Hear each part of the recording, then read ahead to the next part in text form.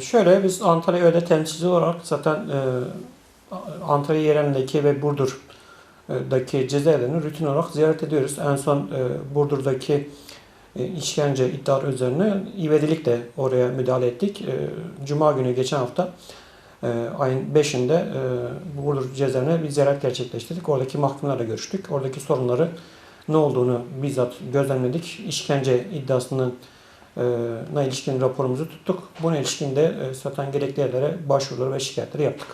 Ya şöyle Antalya yerelinde bulunan Alanya cezaevi, Manavgat, Antalya merkezde bulunan cezaevleri, kampüs içerisinde S tipi yüksek güvenlik cezaevi ve Burdur'daki yüksek güvenlik cezaevlerini sıklıkla ziyaret ediyoruz. Ya şöyle diyebiliriz aslında cezaevlerindeki haklarının genel bir çerçevesi var. Şöyle ki hani birçok TUSAK şunu dile getiriyor. Hani birçok haktan mahrum olduklarını, tecrit koşullarında yaşadıklarını, birçoğunun tek başına tekli odalarda kaldıklarını, diğer kişilerle iletişim kurmakta zorlandıklarını, sosyal etkinliklere katılamadıklarını, iletişim olanaklarının dışarıyla çok kısıtlı olduğunu, hani mektupların bile çok uzun sürelerde gidip geldiğini, hani iç mektup olarak adlandırılan işte odaların birbiriyle mektuplaşması durumunun bile 3 ay 4 ay bulduğu. Onun dışında hani bu Türkiye genelinde olan bir sorun, hani infaz uzatmalarının olduğu, hasta tutsakların yine aynı şekilde benzer sorunların olduğu, tedavi ulaşma imkanlarının kısıtlı olduğu, hani burada özellikle hastane sevklerinin çok zorlu olduğu, hastane sevkleri noktasında idarenin çok hızlı davranmadığını, randevuların çok geç alındığını, bunu nokta tedaviye erişemediklerini dile getiriyorlar. Buna ilişkin elimizde zaten buna ilişkin sene sonunda cezaevine ilişkin raporumuzu yayınlayacağız. Burada detaylı şekilde zaten bunları dile getireceğiz ama şu anda elimizdeki verilere göre 85'e yakın bir hasta tutsak bu cezaevlerinde var. İnfaza yakılanlar şöyle, hani şu anda infazı uzatılanlar hani Burdur ve Antalya, özellikle Burdur'da 3-4 kişi var. Antalya'da da birkaç kişi de olsa var.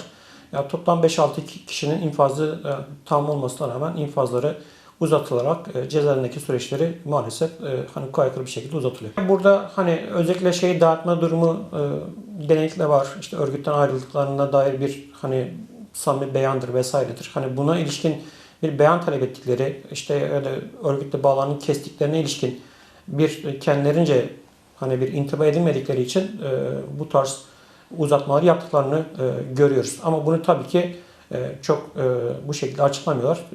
Daha soyut gerekçelerle bu uzatmalar gerçekleştiriliyor. Ya şöyle aslında hani iktidarın hani bir süreç ürettiğini, yani nasıl devletin bir süreç ürettiğini görüyoruz. Hani bu karşılıklı bir süreç. Ama bunun cezaevine yansımasını pek maalesef göremedik. Bu şekilde devam ediyor.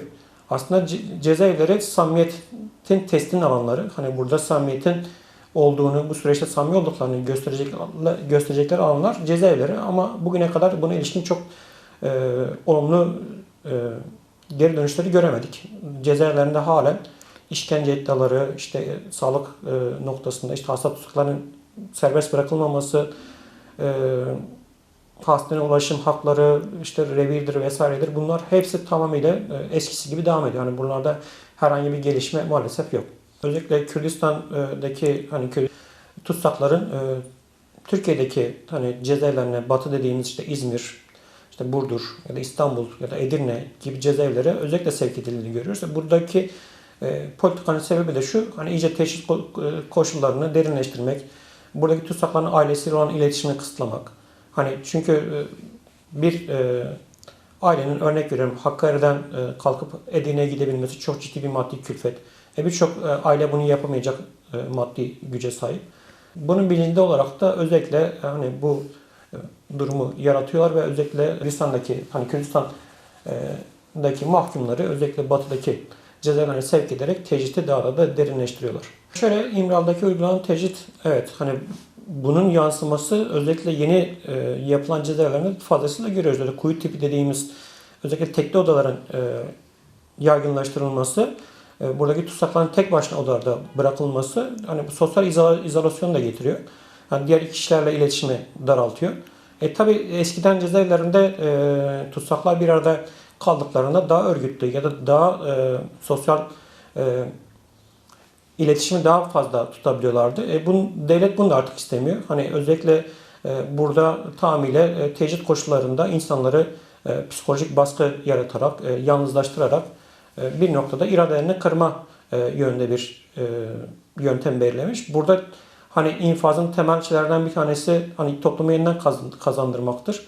Bunu ıslah etmektir. Hani infazın çıkma amacı budur tarihsel bağlamda ama devletin bu politikası bununla hiçbir alakası yok yani. Buradaki amaç tamamen tutsakların iradelerini kırmak, yalnızlaştırmak ve bir örgütlü hareketin önüne geçmek.